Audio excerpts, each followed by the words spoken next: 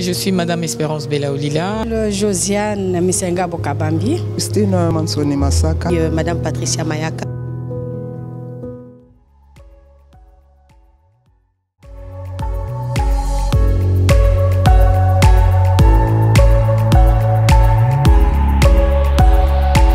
Je suis chef d'entreprise, administrateur à la FEC, les femmes entrepreneurs, administrateur à Freeland Bank et PCA de la Fédération MIFA-MC. C'est une journée enrichissante et surtout pour ces mois de la femme et j'étais très heureuse de voir beaucoup de jeunes qui ont participé. D'abord, je demanderai qu'est-ce que c'est l'entrepreneuriat.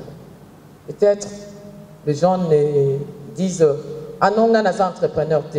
Toute femme qui se lève le matin pour aller faire quelque chose, même celles qui vendent de piment, ce sont des entrepreneurs. Ce sont de femmes entrepreneurs. L'entrepreneuriat, c'est quoi? C'est cette action, cette faculté que tout un chacun prend à un moment donné. Il dit, je me lève, je vais faire quelque chose.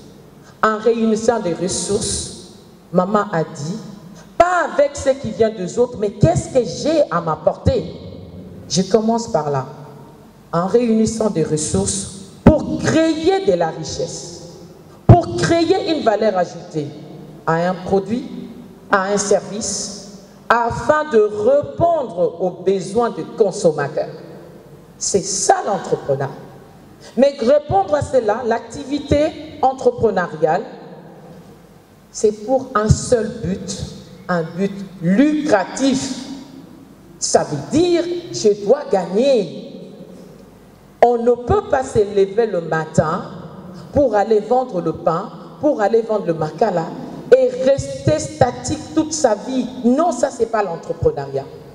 Ça, c'est ce que nous, on appelle le commerce de subsistance. Dans le sens que toutes les intervenantes sont intervenues chacun dans son domaine, en boostant surtout et en réveillant les consciences.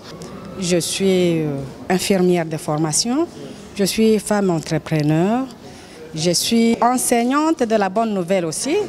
Je suis femme politique. Alors je dirais premièrement que la femme de valeur, c'est cette femme-là qui a déjà pris conscience. C'est la femme qui a pris conscience de son état. La femme qui a déjà raisonné. La femme qui ne dort pas comme les autres. La femme qui a déjà pris la décision de se tenir debout.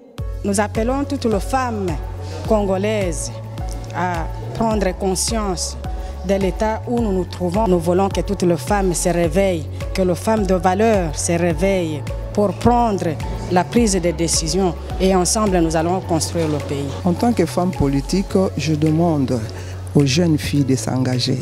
Aimez-vous la politique? Est-ce que vous aimez la politique? Souvent, quand on pose la question aux mamans, les mamans disent « nous avons peur de la politique ». Vouloir ou pas, la politique s'occupe de nous. Est-ce que vous le savez? Les jeunes filles qui sont ici, vous devez lutter aussi pour vos droits. Quand nous allons là-bas dans le parti, il y a des droits et des devoirs. Alors, pour le moment, on explique. Vous, les jeunes filles, quand vous êtes ici, on parle de leadership, vous ne pouvez pas vous laisser faire. Vous devez vous mettre debout. Vous devez vraiment lutter. Et les hommes disent il n'y a pas de cadeau. Dans la politique, on ne se laisse pas faire. Il n'y a pas de cadeau. Il faut se battre. Il ne faut pas être faible. Il ne faut pas être toujours derrière les hommes. Parce que souvent quand on pose la question, aimez-vous la politique, elles ont toujours peur. Elles disent non. Alors qu'il y a des mamans qui ont lutté. Il y a des jeunes filles aussi, quelques jeunes filles, mais aux jeunes filles, je les invite vraiment à s'engager, qu'elles n'aient pas peur. La politique est faite pour tout le monde, pas seulement pour les hommes. Les femmes doivent être là aussi, parce que quand l'homme va tout seul, ça ne marche pas.